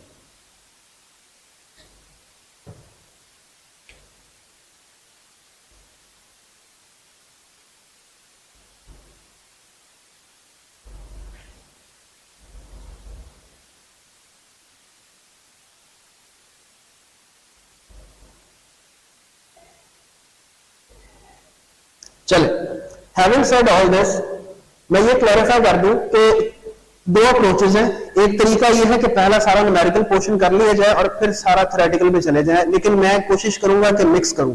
अच्छा हाँ, जो इंपॉर्टेंट बात है वो ये है कि उमूमन मार्केट में ये है कि ग्रुप ऑफ 2 टीचर्स पढ़ाते हैं उसको, यहाँ पे ऐसा नहीं होगा, मैं नहीं पढ़ाना पूरे का पूरा एमएफ है। ठीक, एक बात ये बड़ी इंपॉर्टेंट थी क्लैरिफाई करनी, क्योंकि बच्चों को डाउट ही रहता है कि शायद बीच में मैनेजरियल कोई और पढ़ा देगा। पहले तो स्टैट्स होती थी। ये सब्जेक्ट ऐसा है कि अगर टेक्निकली देखा जाए ना, कि जिसका बैकग्राउंड, अगर फॉर एग्जांपल कोई बीएफडी के सेक्शन में स्ट्रांग है तो वो सिर्फ उसका फाइनेंस पोर्शन ही उठाता है। जो बीएम बीएस में एक्सपर्ट था वो सिर्फ मैनेजरियल पोर्शन उठाता है, बाकी को नहीं उठाता। और एक इसमें टॉपिक था स्टैट्स वाला, वो क्यों का टीचर आगे बढ़ाता है। ये ऐसा सब्जेक्ट मैंने बनाया है कि जिसमें 3 टीचर्स अपने इनपुट देते हैं तो फिर जाके वो पूरा होता है। लेकिन अगर किसी का नॉलेज है बैकग्राउंड, जैसे मैंने खैर अपना इंट्रोडक्शन दिया नहीं, चलिए एंड पे दे दूंगा, तो मैंने चूंकि एमबीए भी किया हुआ तो मेरे पास जो मैनेजरियल एनालिसिस है उसमें डिटेल्ड जो है वो एक्सपर्टीज मौजूद है, तो इसलिए मैं इसको एज अ होल कर लेता हूं। वरना अगर स्टैट्स होती तो मैं भी शायद किसी क्यूएम वालों को एंगेज करता, लेकिन अब वो है नहीं, स्टैट्स खत्म हो चुकी है। तो इंशाल्लाह मैं पूरा का पूरा सब्जेक्ट इसको एज अ होल खुद ही पढ़ा रहा हूँ। अब मैं अप्रोच पे वापस आता हूँ। एक तरीकेकार क्या है कि सर जो न्यूमेरिकल जो टॉपिक्स हैं उनको पहले पढ़ लिया जाए और थ्योरी वाले एंड पे कर लिए जाए, लेकिन इससे ना बच्चा जब एंड पे सिर्फ थ्योरी रह जाती है ना, वो बहुत बोर हो जाता है। इसलिए मैं मिक्स लेके चलूंगा। इसकी एक और अफादियत ये होगी कि हर बच्चे का अपना स्टाइल होता है पढ़ने का। बाज बच्चे थ्योरी में अच्छे होते हैं, बाज बच्चे न्यूमेरिकल्स में अच्छे होते हैं। वो चाहते हैं कि कुछ थ्योरेटिकल सेक्शन भी आ जाए तो चलो हम उसको याद वगैरह अगर करना है या पढ़ना है उसके लिए भी हमें टाइम मिल जाए। तो मैं कुछ ऐसे करूंगा कि investment appraisal, sources of finance, cost of capital और मे बी एक और chapter, for example working capital management, ये न्यूमेरिकल चैप्टर्स पढ़ के इसको आप 100% न्यूमेरिकल ना कहें, इसके अंदर थ्योरी भी है और न्यूमेरिकल दोनों है। इसके बाद मैं ब्रेक लगाऊंगा, यानी कि ये मैं अभी नहीं करवाऊंगा, ये 2 और बजटिंग ये मैं अभी नहीं करवाऊंगा, फिर मैं स्विच कर जाऊंगा यहां पे और मैं कोशिश करूंगा कि एक्सटर्नल एनालिसिस करवा दूं। एक्सटर्नल एनालिसिस में से इस तरह सरप्राइजिंगली अराउंड 20 मार्क्स टेस्ट हुआ, if I am not wrong. तो सर उसके बाद इस पे स्विच करेंगे और देखूंगा इसमें से कोई करवाना या नहीं करवाना, वरना इसके बाद इस पे टाइम लगता है, तकरीबन 2 हफ्ते लगते हैं, 2-2.5 हफ्ते लगते हैं। उसके बाद मैं वापस चला जाऊंगा रिस्क मैनेजमेंट पे और वर्किंग कैपिटल मैनेजमेंट पे, फिर मैं वापस आऊंगा और फिर मैं इन 3 एरियाज को कवर कर रहा हूँ, ताकि आपका जो दोनों फ्लेवर्स हैं वो साथ साथ पैरेलल चले। जिसको जो जो समझता है कि साथ साथ थ्योरी भी हो जाए, क्योंकि 3-4 बच्चों ने मुझे पिछले अटेम्प्ट में कमेंट दिए थे, जिसकी वजह से लास्ट अटेम्प्ट में मैंने ये वाली स्ट्रेटजी यूज की थी कि सर कुछ जो है ना थ्योरी पहले करवा दें ताकि हमें टाइम मिल जाए, क्योंकि थ्योरी में जरा और अंदाज होता है पढ़ने का बच्चे का। तो फिर इस तरह से हम इसको साथ साथ दोनों फ्लेवर्स लेके चल रहे होंगे इंशाल्लाह। मेरा प्लान है कि कब अपीयर हो रहे हो तुम? इंशाल्लाह मार्च में इंशाल्लाह। तो जनवरी एंड, मैं कोशिश करूंगा जनवरी एंड से पहले आपको पारा कर दूं। हिस्टोरिकली मेरी हमेशा कोशिश होती है कि आखिरी पूरा महीना आपके पास फुल फ्लेज अवेलेबल हो कि आप अपनी तैयारी कर सको।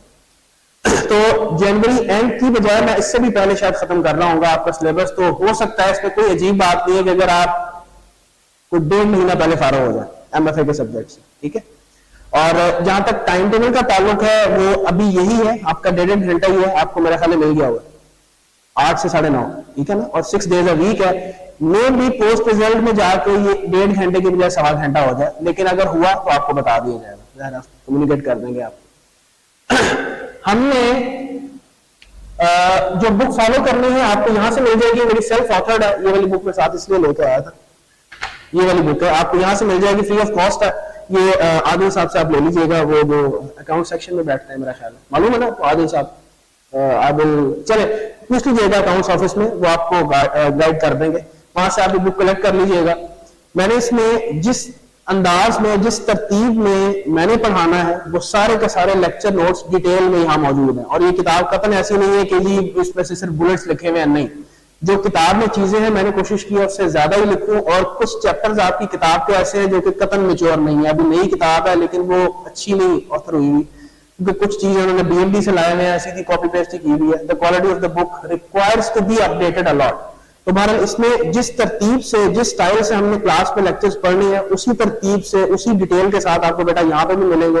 यानी ऐसा भी नहीं होगा कि तुम्हें क्लास में जो पढ़ाया गया पता नहीं कुछ और था, अगर जाकर किताब में देखा तो पता नहीं कुछ और ही लिखा है, ऐसे कॉपी पेस्ट नहीं, सेल्फ डेवलप नोट्स है। हर टॉपिक जिसको हम जब खत्म करेंगे तो बेसिक लेवल से लेके हम इसकी प्रैक्टिस शुरू करेंगे और एडवांस लेवल तक जाएंगे। और मेरी कोशिश होती है कि क्लास में ही अराउंड, अभी तो एमएफए में तो खैर गुजरे ही 4-5 पेपर, तो क्लास में तो हम वो सारे ही कर लेंगे। इसके अलावा मैं बीएफडी से भी कुछ सवाल उठा के वो करवा रहा होता हूँ। इसके अलावा कुछ जो कॉस्ट अकाउंटिंग कैफेट जो पुरानी है उसके एडवांस लेवल वो सारे मैं यहाँ पे क्लास पे करवा रहा होता हूँ, ठीक है। तो इसमें वो सारे क्वेश्चंस अलॉन्ग विद सॉल्यूशंस मौजूद है, ठीक है जी। और इसके अलावा जो एनालिटिकल पर्पस के लिए जहां जहां भी मैंने छोटे छोटे एनालिसिस बनाए हुए हैं पास्ट पेपर्स के हैं, चैप्टर वाइज बाइफरकेट करके मैंने यहाँ पे प्लेस किए हुए, तो इसी बुक को हम लेके चलेंगे। और सेकेंडली आपने आईकैप की स्टडी टेक्स्ट जरूर डाउनलोड करनी है, ये तो आप अपने लॉगिन में जाएं और डाउनलोड ही करना, इसमें तो कोई इसमें मसला नहीं है। तो उसमें भी कोई मसला इश्यूज होते हैं वो हो जाते हैं ना, इजीली डाउनलोड हो जाते हैं। इसकी कोई वैसे प्रिंटेड सीन तो खत्म कर दिया है आईकैप, वो जो पहले होता था कि फ्री ऑफ कॉस्ट मेरा ख्याल मिलती थी, अब तो नहीं है। हाँ पैसे इधर मेरा ख्याल है कोई है बंदा जो कि प्रिंट करके कोई पब्लिश करता है, कोई लोकल डिस्ट्रीब्यूटर है सारे का? अच्छा मैंने ओपन दे दिया, जिससे मर्जी बना लो, ठीक है चलो है, गुड इनफ। आप अपने पास पीडीएफ रखें। और एक चीज आपको करनी पड़ेगी, जब हम इंशाल्लाह एक्सटर्नल एनालिसिस पे चलेंगे ना, इसके को मेरा ख्याल है 30 से 35 पेजेस हैं आईकैप स्टडी टेक्स्ट के, वो आप प्रिंट करवा के आपको लाने होंगे। और आपको प्रिंटेड फॉर्म में आईकैप स्टडी टेक्स्ट की जरूरत नहीं है, सिर्फ वो 35 पेजेस है, वो हम आईकैप स्टडी टेक्स्ट के यूज करेंगे। एग्जैक्टली मैं उसकी रीजन आपको तभी बताऊंगा इंशाल्लाह। तो ये सारा हमारा तरीकेकार होगा। बाकी इसके अलावा व्हाट्सएप ग्रुप सर आप ज्वाइन कर लें, मैं उसमें जो भी हमारी कॉरेस्पॉन्डेंस होगी इस सब्जेक्ट के हवाले से, कोई टाइमिंग्स हैं वट एवर, कोई न्यू आपकी कोई नोटिफिकेशन आती है, किसी बच्चे के सवाल है, वो सब के सब मैंने सोल्यूशन शेयर करने होंगे काफी सवालों के।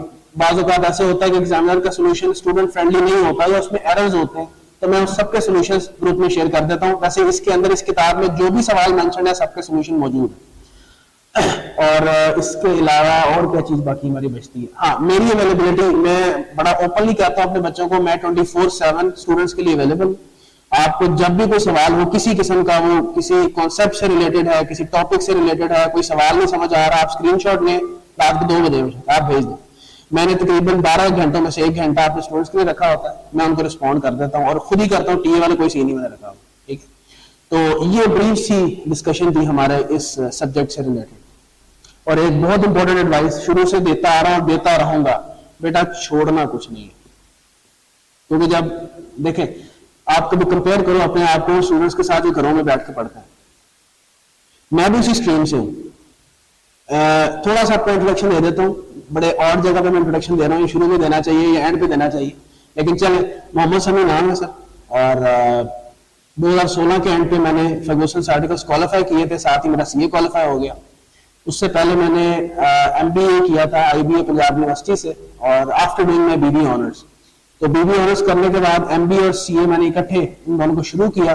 तो मेरा जो कह लो कि आज के जमाने का कैफ कह लो, तो वो और एमबीए मेरा इकट्ठा खत्म हो गया था। उसके बाद फिर फाउंडेशन फर्गूसन को ज्वाइन किया, और फिर वहां से आर्टिकल्स जो है क्वालिफाई हुआ, साथ ही सीए क्वालिफाई हो गया 2016 की बात। तो मैं अगर उसके बाद मैंने 2 साल as senior financial analyst job की अर्बन यूनिट के अंदर, urban sector planning and management services unit. उसके बाद से तब से I am running my own firm with the name of Ctex advisory LLP, और टीचिंग में उसी वक्त से कर रहा हूं, यानी मुझे 7 साल हो गए मैं बीएफडी और कॉस्ट एंड मैनेजमेंट के सब्जेक्ट्स को डील करते हुए। एमएफए तो खैर वो उसका बच्चा ही है बीएफडी का, जो भी रिसेंटली इंट्रोड्यूस हुआ। तो ये एक ब्रीफ सा बैकग्राउंड है, और मैं पता नहीं बात क्या कर रहा था जिसकी वजह से मुझे अपना इंट्रोडक्शन देना पड़ा। कोई बताएगा जहां से मैंने बात की थी? अभी मेरे जेहन से निकल गई, जिसकी वजह से मैं बात कर रहा था। चलो खैर बाहर आ। तो सर ये ब्रीफ सी बातें हैं, ये ब्रीफ सी डिस्कशंस हैं। और कोई पॉइंट आपके जहन में हो डिस्कस करने वाला है? मैं समझा नहीं।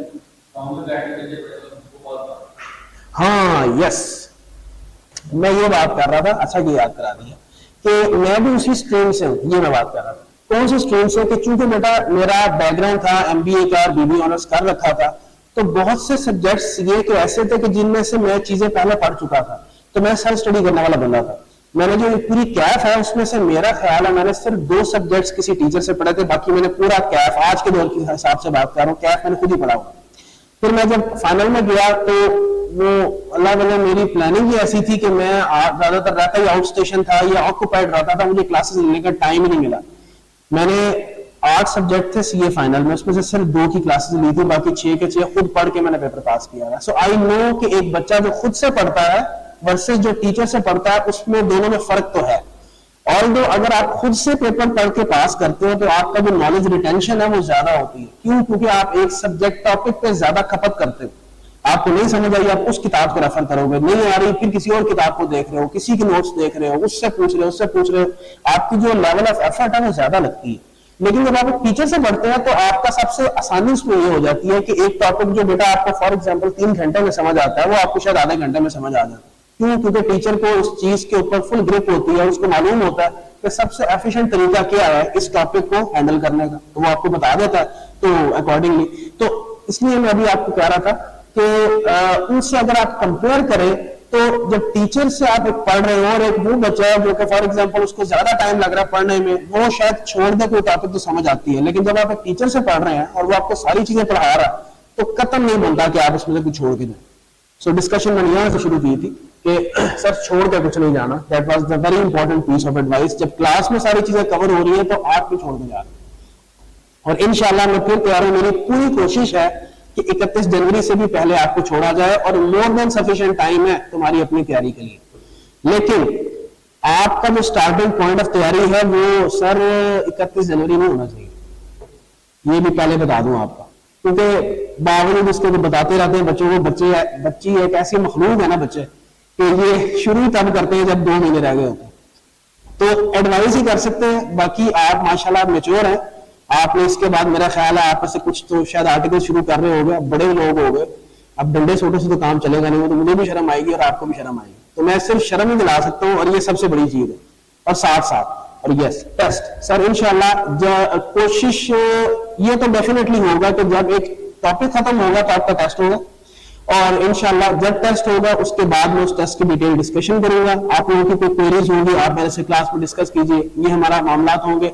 ये मैं कुछ कह नहीं सकता कि हर वीक होगा या नहीं होगा, लेकिन ये तो 100% श्योर है कि जो टेस्ट होंगे वो जैसे ही एक चैप्टर है, टोटल आपके 16 चैप्टर है, ठीक है, तो जब एक चैप्टर खत्म होगा इंशाल्लाह उसका टेस्ट होगा, साथ ही वो आपके साथ डिस्कस कर लिया जाएगा।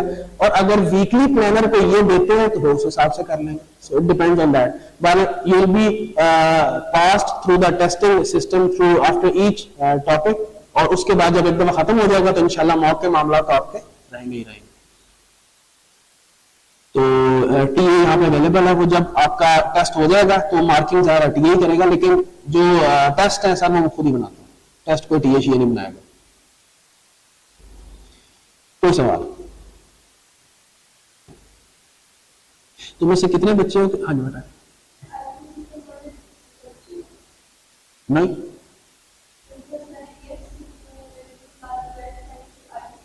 नहीं, मैं ऐसे I2B से रिलेटेड जो चीजें हैं वो मैं ऐसे पढ़ा रहा होता हूँ कि ना भी किसी को नॉलेज हो तो कोई मसला नहीं है।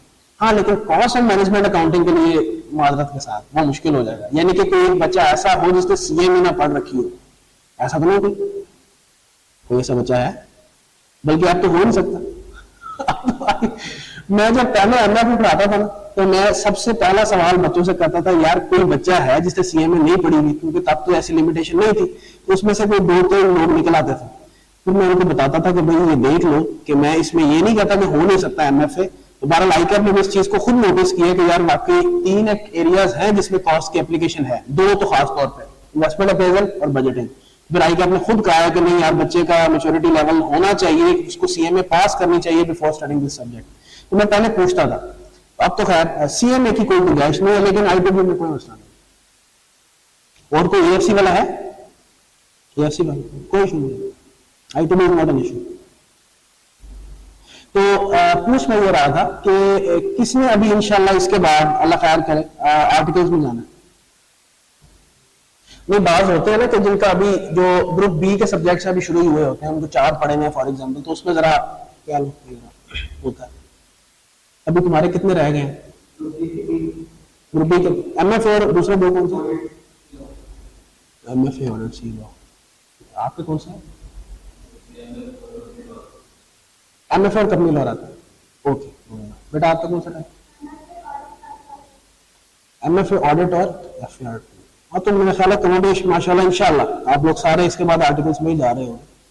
तो एक गुजारिश में चलो टाइम मिला ना तो कोई एक सेशन रख लेंगे इस हवाले से, जिसमें अब आप इस बेटा लेवल पे हो, बीएमडी के बच्चों से तो डिस्कस करने का फायदा नहीं होता, बहरहाल उनसे तो किसी और मौजूदात पे मेरी गुफ्तगू चल रही होती है। लेकिन ये जो तुम एमएफए के स्टूडेंट्स हो ना, तुम लोग एंटर होने लगे हो आर्टिकल्स के फेज में ऑलमोस्ट, तो बेटा अब थोड़ा सा टाइम ना, ठीक है फेसबुकिंग करनी चाहिए, कुछ हद तक कर लें, कोई इसमें हर्ज नहीं है, इंस्टाग्राम में भी कर लें, टिकटॉक में भी कर लें, लेकिन बेटा बड़ा जरूरी है कि अपने प्रोफेशन के बारे में थोड़ा जानने के ऊपर टाइम इन्वेस्ट किया करें, जाने कि आप किस प्रोफेशन में है।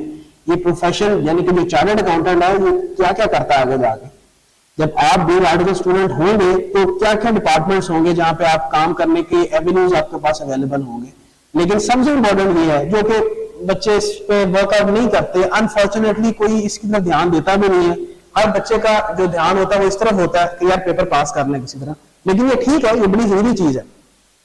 उससे जाके पूछे कि जो आर्टिकल्स कर गया है उसका पेपर फंसे हुए हैं, उसको पता है इस चीज का एहसास आगे क्वालिफाई करना कितना जरूरी है, ठीक है, इसमें कोई शक नहीं है। लेकिन बेटा थोड़ा सा अब मार्केट के सिचुएशन में आपको बताता हूँ बड़ी क्लियरली, मैं तो मार्केट में हूँ, मैं तो मामला देख रहा हूँ सारे। बेटा मार्केट में बहुत कंपटीशन है, बहुत ज्यादा कंपटीशन है।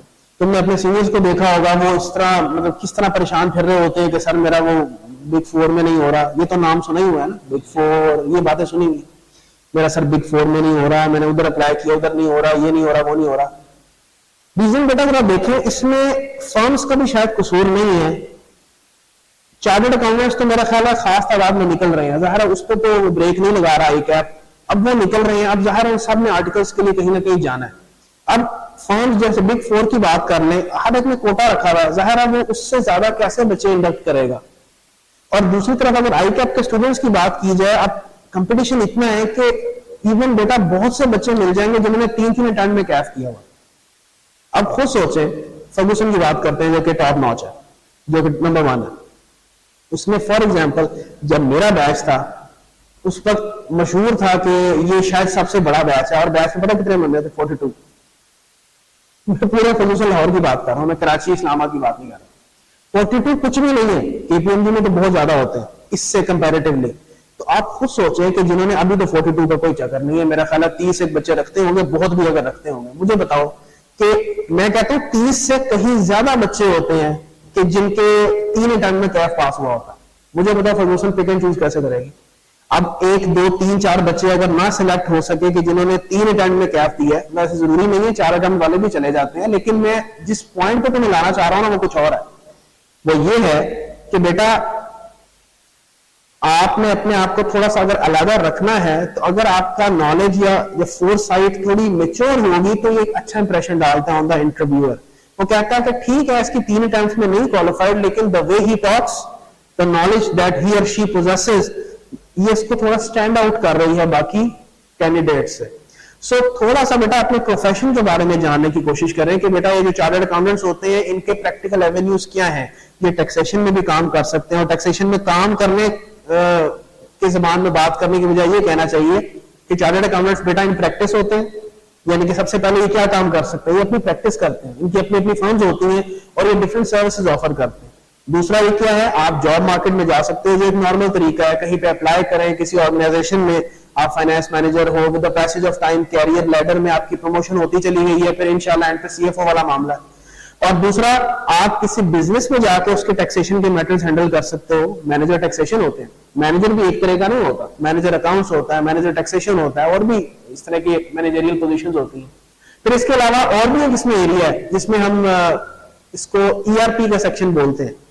अभी आपके लिए थोड़ा सा प्री मैच्योर है, लेकिन आपने शायद ये नाम कहीं सुना हो ईआरपी का, नहीं तो सर सुन लें, जरूरी है, रिसर्च करें इसके ऊपर। आगे जो तुम जहां पे किसी फॉर्म में जाओगे तो हो सकता है कोई बड़ी बात नहीं है, वहां पे ईआरपी का सेक्शन ही अलग बना रहा है। थोड़ा आसान करके बताने की कोशिश करता हूं। बिजनेसेस में सिस्टम्स लगाए जाते हैं।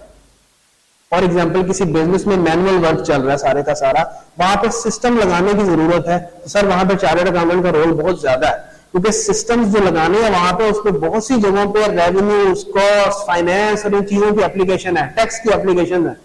तो चार्टर्ड अकाउंटेंट के बगैर सिस्टम नहीं लग सकता किसी भी फर्म के अंदर, जेहन में रखें। तो सर वहां पे आईटी के बंदे और चार्टर्ड अकाउंटेंट्स मिलकर सिस्टम डिप्लॉय करते हैं, ये भी एक डिपार्टमेंट है। और सर और भी काफी सारे प्रोफेशंस हैं, लेकिन ये आपको इस पे वर्कआउट करने की जरूरत है। पढ़ें, डिस्कशंस करें मैच्योर लोगों के साथ, कुछ वेबिनार्स होते हैं उसमें पार्टिसिपेट करें, कुछ सेमिनार्स होते हैं उसमें डिस्कशंस करें। सर फिर ये प्रोफेशन ही है जहां मैं खड़ा हूं, ये सब प्रोफेशन, आप टीचिंग में जा सकते हैं। फिर बेटा अपनी स्किल्स को बेहतर करने का तरीका, इसके ऊपर थोड़ा सा वर्कआउट करें। For example if you already know something about book keeping, कि यार कौन से सॉफ्टवेयर हैं जो कि ऑर्गेनाइजेशंस को मदद देते हैं बुक कीपिंग करने में, अगर आपको उसके बारे में कुछ जानकारी है, it can be a plus point for you. मैं सिर्फ बता रहा हूं, ये नहीं करा भी आगे शुरू कर दें, लेकिन इस पे स्टडी करना शुरू करें, रिसर्च करना शुरू करें। और मजे की बात बेटा, आप कोई बहाना किसी किस्म का होना नहीं चाहिए किसी स्टूडेंट के पास कि मैं इसके लिए अलग किसी इदारे को, किसी ट्रेनिंग इंस्टीट्यूट को ज्वाइन करूं, ये करूं। बेटा सारी वीडियोस यूट्यूब पे अवेलेबल है। मैं तुम्हें मिसाल देता हूं, अगर एक बच्चा जिसको एडोब फोटोशॉप का नहीं अंदाजा ना कैसे ऑपरेट होती है, पिक्चर्स कैसे एडिट करते हैं, जाए यूट्यूब पे, गोरों के ट्यूटोरियल पड़े हुए। पाकिस्तान के तो छोड़ दें, पाकिस्तान में भी इतने जबरदस्त है मैं आपको बता नहीं सकता। If you want to have a skill of video editing, मैं बड़ी बेसिक मिसालें दे रहा हूं जो फाइवर पे लोग सर्विसेज दे रहे हैं। फाइवर तो सुना होगा, फ्रीलांसिंग प्लेटफॉर्म। तो अब इसमें कोई स्किल हासिल करना है तो बेटा आप कहीं से ट्यूटोरियल पकड़ लें, और उसके बाद प्रैक्टिस आपकी अपनी है, निखार आपने खुद पैदा करना है, खुद ही आपके पास स्किल आ जाएगी, लेकिन definitely it will take time. अब इस पर डिपेंड करता है आप अपना टाइम कहां इन्वेस्ट करना पसंद करते हैं। आप टिकटॉक पे पसंद करते हैं, सर करें, फिर रहे वहां पे, फिर you will B standing two way back in comparison with the competition. Competition sir बहुत ज्यादा है। आपने अगर अपने आप को थोड़ा सा हट के पेश करना है तो फिर ज़ाहिर है कुछ ना कुछ आपने एडिशनल भी होना चाहिए।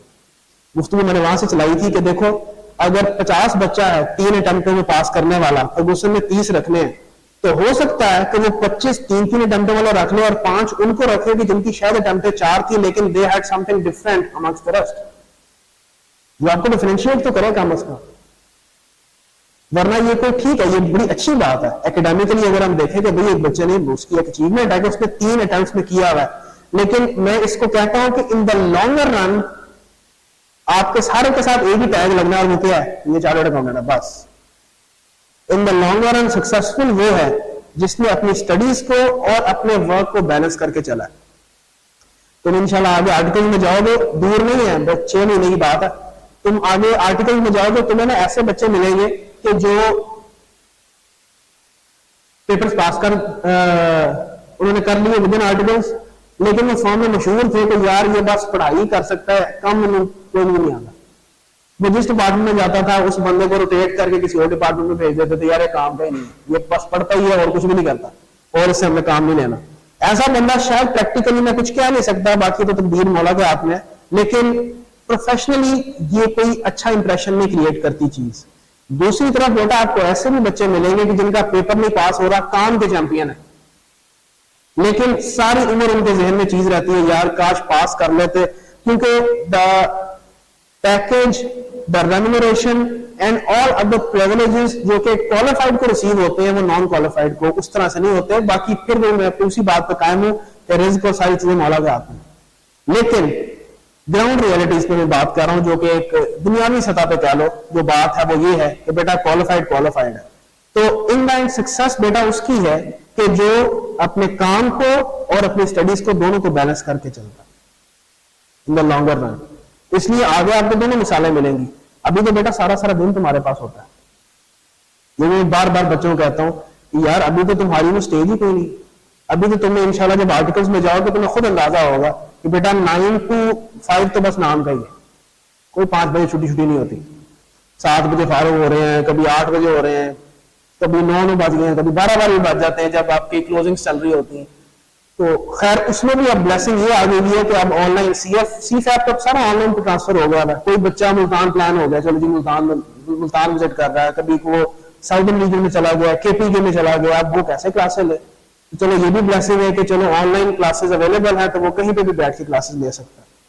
तो अभी तो बेटा सारा दिन होता है, उस वक्त तो 9 से 5 क्या 6, 7, 8 बज गए, उस वक्त यकीन माने बच्चा तरसता है कि काश मुझे टाइम मिल जाए कुछ पढ़ने के लिए, अब मैं पेपर पास कर लूं। आर्टिकल्स में जाएंगे वहां मैनेजर ये कहेंगे सर पास करें आप, इससे अच्छी चीज ही कोई नहीं है, एनकरेज करेंगे दिन रात और सबसे ज्यादा काम भी वही देंगे आप वो चाहने में काम भी करो तो नाल पास भी करो, लेकिन बहरहाल इन द एंड वहां पे पता चलेगा कि आपकी बेटा मैनेजरियल स्किल्स कैसी है। वहां तो यह है कि जरा खवातीन को लेवरेज मिल जाता है तो 5 बजे छुट्टी हो जाती है उनकी, लेकिन मर्द बेचारे फंस जाते हैं वहां। लेकिन बहरहाल सर ये एक रियलिटी है जो कि मैंने आपको बतानी मुनासिब समझी, बजाय इसके कि मैं आपको सब बाग दिखाता रहूं। मेरा ख्याल है रियलिटी से कुछ आशना करना चाहिए जो है और वो आपको पता होना चाहिए ताकि प्रिपेयर कर सके। सर आंख नहीं बंद करनी, कोई एक आप आ रहा आंख बंद कर ले इससे आप टल जाएगा नहीं, you have to face it. अब पता होना चाहिए कि ये चीज है तो आपने उसको फेस कैसे करनी है, आपने उसको ओवरकम कैसे करना, इट्स इंपॉर्टेंट। तो सर इस पर थोड़ा टाइम इन्वेस्ट करने की कोशिश करें, जाने अपने प्रोफेशन के बारे में, नो योर प्रोफेशन, क्योंकि ज्यादातर बच्चे बेटा इस प्रोफेशन में वो आते हैं कि जिनका या मेडिकल में नहीं हो सका, इंजीनियरिंग में नहीं हो सका, लेकिन अब ये चीज चेंज हो रही है ओवर द इयर्स, ये काफी रेशियो चेंज हो चुकी है। बाज लोग बाय पर्पज आते हैं, इंटेंशनली आते हैं, क्यों? क्योंकि सीए ही करना है। लेकिन अगर मैं 5-6 साल पहले चला जाऊं तो 75 से 80% वही पॉपुलेशन होती थी कि जिनका एडमिशन या इंजीनियरिंग में नहीं हो सका, रिक्वायर्ड यूनिवर्सिटी में, या मेडिकल में नहीं हो सका, वो फिर यहां आ जाता, क्योंकि एंट्री तो यहां बहुत आसान है, निकलना आजाद है, इतना भी नहीं है, करते हैं लोग यार। तो ये भी जो डीमोटिवेटिंग लोग है उससे दूर रहा करें, क्योंकि जब आप सीए की जर्नी में आपको हर तरह का बंदा मिलेगा अपनी लाइफ में, जितना फोकस रखेंगे ना अपनी लाइफ के ऊपर उतना बेटा सुकून में रहेंगे। इधर से आपको बहुत बातें सुनने को मिलती हैं, कभी कोई कुछ आपका पीयर ग्रुप में से कुछ जो है वो कहीं जॉब भी कर रहा होगा, फॉर एग्जांपल मास्टर्स कर लिया उसने, कहीं जॉब कर रहा है, उसकी फैमिली लाइफ जो है वो एडवांस आगे चला गया वो, लेकिन आपको लगेगा आप कहां स्टकअप हो गए हो। लेकिन आप इस जहन में रखें बेटा आपकी लाइफ ना परवरदिगार ने बिल्कुल अलग प्लान की हुई, हर ये आप कभी इस चीज को सोचे, आपको सुकून मिलेगा इस चीज को कि यार जब मेरी लाइफ उसमें प्लान की हुई है मैं भी टेंशन। आपका काम क्या है? बस मेहनत करें, जिस जगह आ गए हैं बस आप मेहनत करें, बाकी तो उसमें प्लान किया है मेहनत करें, उसको छोड़ दें बस, बाकी उसमें जो प्लान किया वो अच्छी जगह आपको लेके जाएगा। आपको ऐसे लोग भी मिलेंगे कि कुछ मैं पता नहीं मीम थी, पता नहीं वीडियो देख रहा था कि एक बंदा है जो 25 साल की उम्र में उसने जो जो रुतबा हासिल किया, एक दूसरा बंदा था वो 50 साल तक स्ट्रगल करता रहा, लेकिन 51वें साल में उसको जाके वो चीज मिल गई, लेकिन उससे बहुत ऊपर की चीज मिली। जैसे आपको मैं मिसाल दूं, ये जो KFC का जो ओनर है कर्नल सैंडर्स जिसका नाम है, सुना होगा शायद तुमने, इसकी केस स्टडी भी पढ़ी होगी, कितना ये डिसहार्टेड था, यहां तक कि इट इज सेड कि he even attempted suicide at one point in time. अपनी रेसिपी पता नहीं कितने लोगों के पास लेके गया, लेकिन दे टर्न हिम आउट। और फिर कहीं जाकर बाबा जी ने कहा जाकर तो KFC को शुरू किया, और आप वो आलम है आप सॉल्व नहीं कर सकते। और बेशुमार लोग, ये जो जैक मा है अली बाबा का ऑनर, वो खुद अपनी कहानी बताता, कहता मुझे पता नहीं 25 लोगों ने जो है 25 एम्प्लॉयर्स ने रिजेक्ट किया, लेकिन जब उसने अपना काम शुरू किया, sir he is considered to be the third या second biggest owner of an online retail market. Alibaba उसी की है ना। जो जेफ बेजोस है अमेज़न का ऑनर, उसकी भी कहानी ऐसी, अपने अपने गैराज से शुरू किया है, हर अपना टफ टाइम देखेंगे। ये जो एक है ना, बेशक ये आप इसको मजाक बना लिया गया है, अपना टाइम आया, ये अपने टाइम का बेटा वेट करें। हमारा मसला ये है कि हमने इधर उधर कंपैरिजन में पड़ जाते हैं और नाशुक्रिया करेंगे, उसको मिल गया मुझे क्यों नहीं, ये यार ठहरो जरा, आप रुको जरा, सफर करो। तो आप थोड़ा सा अपने टाइम का वेट करें, और एक काम जो बेटा आपसे रिक्वायर्ड है वो ये है कि बेटा जो काम कर रहे हो उस पर जान मारे बस, और अच्छे की उम्मीद रखें बस, दैट्स इट। आप बस ये कर सकते हैं, इंसान की लिमिटेशन है, क्योंकि इससे आगे वो भी जा नहीं सकता, कितने जाओगे, आपकी लिमिटेशन है, ठीक है। तो कुछ काम उसको भी छोड़ दें जिसने आपके लिए चीजें प्लान कर रखी है। उसूलन तो सब कुछ उस पर छोड़ना चाहिए, लेकिन चलो मैं कह रहा हूं कुछ उस पर छोड़ दें, मेहनत करें, बाकी वो आपके साथ बेहतर करेगा इंशाल्लाह। तो स्टे फोकस ऑन स्टडीज, इंशाल्लाह कल मिलते हैं दोबारा जी। तो कोई सवाल है किसी का तो प्लीज पूछ लें। मैंने कह दिया ना वहीद बुक हाउस को ना, वो बुक्स यहाँ प्रोवाइड कर देगा इंशाल्लाह। कल में उम्मीद है, वैसे आज या कल में आ जाएगी। बहरहाल कल हमारी बिल्कुल जो है ना रेलेवेंट कॉस्टिंग की क्विक सी डिस्कशन होगी।